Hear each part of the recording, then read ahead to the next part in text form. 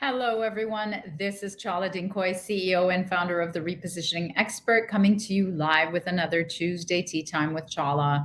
I am running down to the wire. No chit chat, no time for chit chat today. I have like 12 minutes to my last meeting or my next meeting, so that I have to get this information out as fast as I can. And what we're talking about today is positioning. The name of my company is, as you see very faintly on the screen, is the Repositioning Expert. And all I do all day, every day, is to reposition the messaging and the marketing strategy of companies so that they can actually get into sales meetings. Over and over again, in every research that I see, every small business that I speak to, what they're talking about is the difficulty of getting sales meetings. Pretty much a lot of people, a lot of them are confident about being able to close them, but it's the new leads and the new seat at the table, the door open from the buyer, from a corporation, for them to come in and actually do a capability presentation, that's really lacking. That's the part where they need the help. So if you've tried, this is for you. If you've tried LinkedIn, if you've tried bots on LinkedIn, I've tried most of these, right? Sales funnels. If you've tried offshore reps, I've had them from every country in the world. If you've tried VAs, offshore VAs, local VAs, if you've tried social media managers, if you've tried ad agencies, podcasts, and it hasn't worked. Here's why. It's because your positioning didn't align with what was needed in the market, and it didn't resound in your message. And therefore, you didn't have a sticky messaging and a sticky positioning that landed you some meetings. So let me tell you, I teach my clients to position to land buyer meetings. And very basically, what I'm going to tell you, and it's nothing you haven't heard from me before, but I'm going to give you some examples, some solid examples, and some of them are very recent ones. So the first one is to be a specialist in an industry. And I get a lot of pushback on this because a lot of people say, Chala, I'm industry agnostic. I have a lot of clients from a lot of different industries. I'm not really willing to take a chance to cut myself off from other industries. I really want to focus on all of them or a lot of them. And what I want to say is, when you shrink your focus, your sales grow. And the reason for that is because when you become an industry expert, you're able to play in their sandbox, and they are able to interact with you and see you, and you're able to speak directly to their pains and exist in their world over and over and over again. And as we know, it takes 7 to 12 touches in marketing for someone to buy from you. So when you specialize in one industry, it makes it really easy for you to own brains and eyeballs and ears in that industry. So at least, even if you don't want to specialize in just one industry, for the next 6 months to a year, at least make sure that you have a prominent industry that you mostly talk about in your content. And when I say your content, I'm talking about everything you write, everything that's published about you, everything that you publish in your post in your social media, your elevator pitch when you actually meet people. Your website should definitely have those keywords. Your LinkedIn profile should definitely have the keywords around that industry. And your messaging needs to be around a pain that industry is going through and how you help solve that. But that's going to be actually the second point that I'm going to make. So make sure that you are positioned as an industry expert. It's often the first positioning mistake that I see in companies, is that they're too scared to actually talk about an actual industry that they serve. Okay.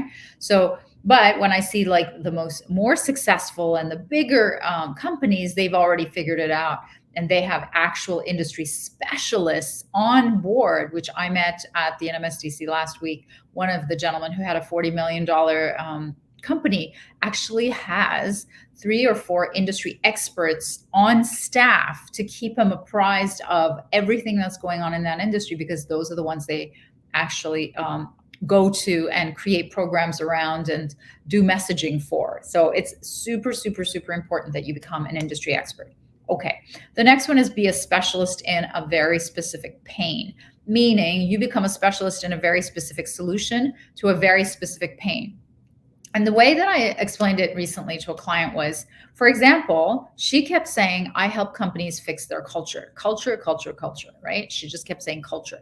And what I repositioned it in my mind, and with research, we would, confirm this, is it would change to something like, I'm an expert in the Gen Y engagement or disengagement. I know how to get companies to engage, Gen X, Gen Y, whoever.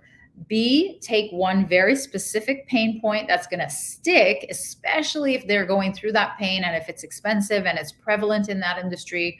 Make sure to become a specialist rather than a generalist, because even saying that you help culture, I think, is being a generalist. Here's another example: a client who came to me and said, I'm a senior care consultant, or I do senior care for elderly. And what we changed it to is, I'm a strategist who helps reduce employee burnout due to the inability to plan for the time between retirement of their parents versus retirement to the first fall of the parents. So you can imagine that, and this is what she told me, this, I didn't know this, that a lot of people actually plan for the retirement and they plan for their funeral, but there's nobody who plans for in between.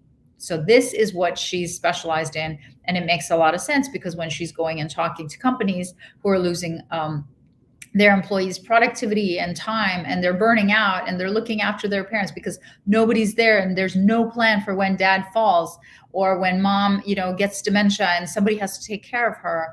These are the things that she takes care of, and that's how we've repositioned her. So make sure to reposition against a very specific pain. Number 3 is, I want you, once you have that clarity about which industry and what pain that you're going to specialize in, live, breathe, and bleed in your blood cells, in your, veins, this industry niche and this pain. So in the industry, I want you to hang out with the industry. I want you to network with them. I want you to volunteer for their organizations, associations. I want you to blog in their LinkedIn groups. I want you to create LinkedIn groups against this industry or around this industry. I want you to contribute to this industry in whatever way that you can, once you've determined scientifically and strategically that they're the right industry group that need you and that can pay you, and that recognize that you're the proper size and the proper company to help them. Okay. Next step is pump out information and wisdom, really wisdom and advice around their pain. So this would be your content. So what would your content look like? It would be posts. It would be groups, like you would join their groups, whether in person or online. It would be you could interview topic, thought leaders. You basically own their eyes, their ears, and their brains around that pain. So 1, you hang out with the industry, and 2, you pump out content around their pain. And then lastly, all this is for nothing if they can't see you or hear you. So you have to set up visibility funnels. And the visibility funnels could be through networking, where you speak and meet with them one-on-one. It could be actually speaking one-to-many. It could be trade shows where they come up to your booth and they get to meet you and hear your spiel. It could be referral partners who talk about you, and you have strategic programs where they actually want to, you give them a kickback or, a fee for the referral. And then your own events. You can create your own events, like the kind that I've created in the last year and many, many years prior to that, the executive roundtables. So I hope that's helpful in giving you just a very short, quick tutorial on how to reposition to land more corporate sales. Because once you do all this, you'll be known for one thing, you'll be known amongst one group of people, and you'll be talking about this one problem over and over and over again. Okay, I hope that was helpful, and I will see you next week. Take care.